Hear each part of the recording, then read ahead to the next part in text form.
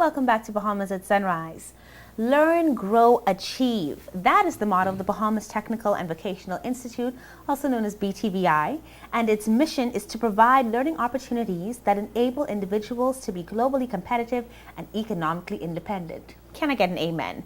Here to talk more about this institution and all that they have to offer, we're very happy to welcome Dr. Robert W. Robertson, who's the BTVI president, and Alicia Thompson, who's the Associate VP for Fund Development. Good morning and welcome to Bahamas at Sunrise. Good morning. A pleasure to have you both with us. Loving the ambrosia print in the BTVI. It is stunning. Thank you. And so many exciting things have been happening with BTVI recently. So I want to get into that. But for those who do not know, can you just give us a general overview of BTVI and the campuses that you now operate across the Bahamas? Well, obviously we're a technical and vocational school, so we're kind of a community college. It'd be the U.S. equivalent. We have about 3,000 students in total now. We have a number of students in different campuses. We're in Freeport, Nassau. We have a campus in Abaco, a campus in Andros, and we're looking at possibly extending into Eleuthera, Exuma, and Inagua. We've had a lot of interest from some of the family islands, which I think is really positive. It's difficult for some family island students to come to Nassau, get involved in school, find a place to stay. It's just challenging, and oftentimes they want to stay in their own, home islands. And so we're really looking forward to the opportunities in extending into some of those areas. We also offer some online courses, so students can continue their studies in various different places. So it's been a very interesting year so far, very exciting, with about a 30% growth in enrollment, and actually about a 50% growth in enrollment in Grand Bahama. That's excellent. I mean, those are statistics that anybody would be happy to hear. And as somebody that's come from the Family Islands, I know how important it is to have opportunity, and to have that extended, I think is very exciting. So we wish you the best in that venture. And certainly one of the things that makes BTVI so outstanding is that you've recently been accredited as well. You've received a new accreditation from the United Kingdom based on the City and Guilds of London Institute. Correct. Tell us about that training session conducted recently. So it's really important to have external verification of the courses that you offer. BTVI has pursued the City and Guilds accreditation through the London the London head office of City and Guilds, and we now have that accreditation as a center.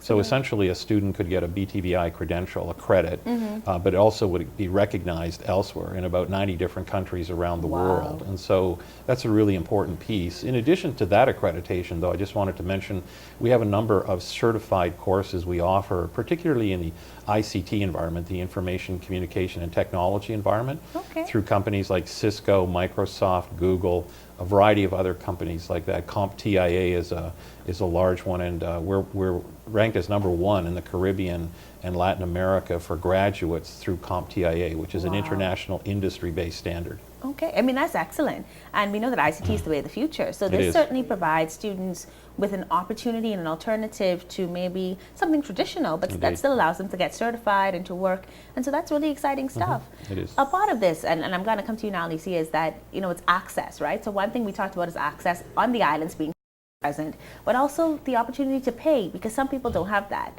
But you guys have done a phenomenal job also in terms of sourcing funds, and that credit belongs to you. But the Be Your Own Boss Scholarship, talk to me about that. Definitely. So we would all be aware of the government's recent announcement about the tuition, we hate to call it free tuition, so we like to call it the tuition assistance. Right. And Be Your Own Boss is the name that was coined. I mean, imagine that, be your own boss. So many times people are out there and there's always this comment, I can't find a job. And so we're saying when you come and you learn a skill, then you are now opening yourself up to be your own boss and to create opportunities for yourself. And so we applaud the government on this decision, because having done that, they have provided opportunities for so many people on a daily basis. As Dr. Robertson would have alluded to, we have seen an increase on our campus here at New Providence of over 30%. And so we see the young and the not so young, and they're all speaking about this newfound opportunity, because we know there are persons who are in between jobs, for example,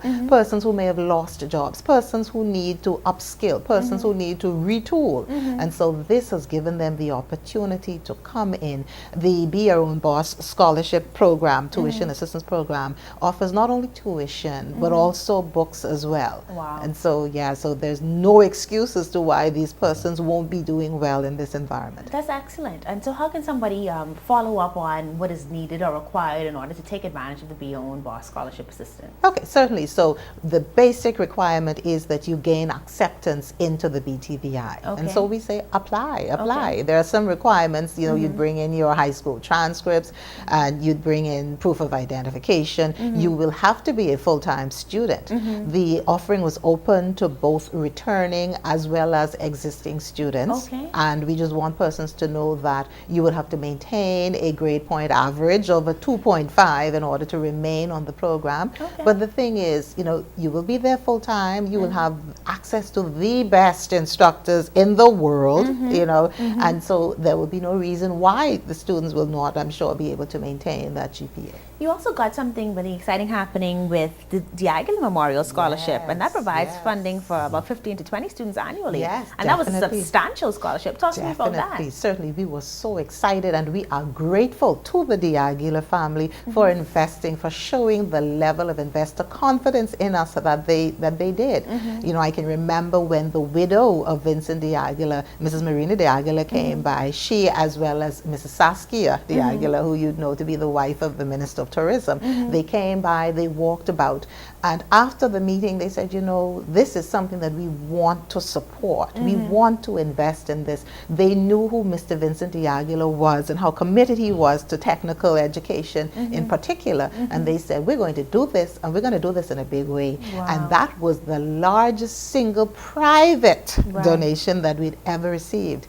And I can also say that many persons now have said, okay, well, now the government is offering this tuition, so we don't need to come and bring private funds. Not so. Okay. Not so. We need the money.